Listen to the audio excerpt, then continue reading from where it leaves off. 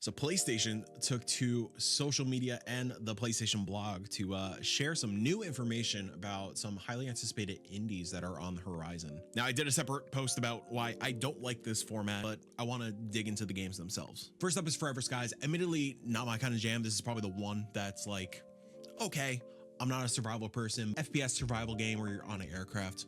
Looks cool for the survival folks out there.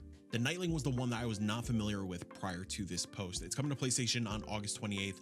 It is also coming to PC. It was actually a part of Day of the Devs in San Francisco, and it seems pretty cool. It's an action adventure game seemingly inspired by games like Breath of the Wild. Interesting narrative hook as well. You know, you've always been tied to a mentor or somebody that you've looked up to, and you're finally going out on your own adventure. Now we're getting into it. Possessors from Heart Machine and Devolver Digital made its debut during the Devolver Digital Direct last summer.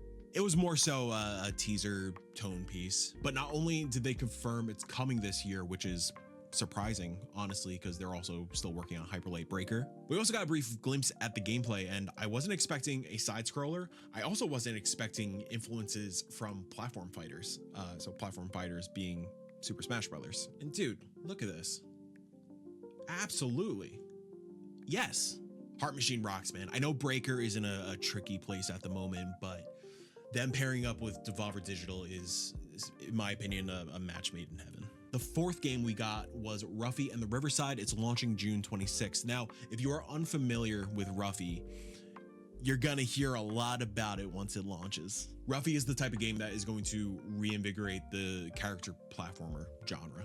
Now you can argue that Astrobot did that last year, and yeah, of course, but I see Astrobot more as a Mario analog. Ruffy is in that vein of like Banjo-Kazooie. And I'm so grateful, despite my feelings on the format, I'm so grateful that Ruffy is getting the attention from one of the big first parties.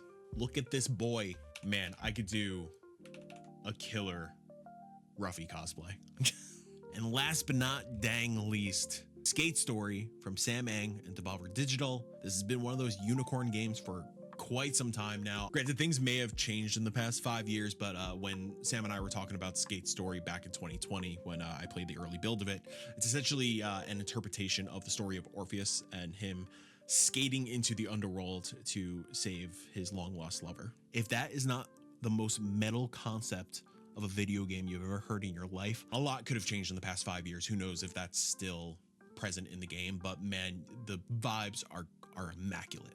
And it feels great to play. The skating mechanics are wonderful in the game. It's less Tony Hawk, more EA Skate.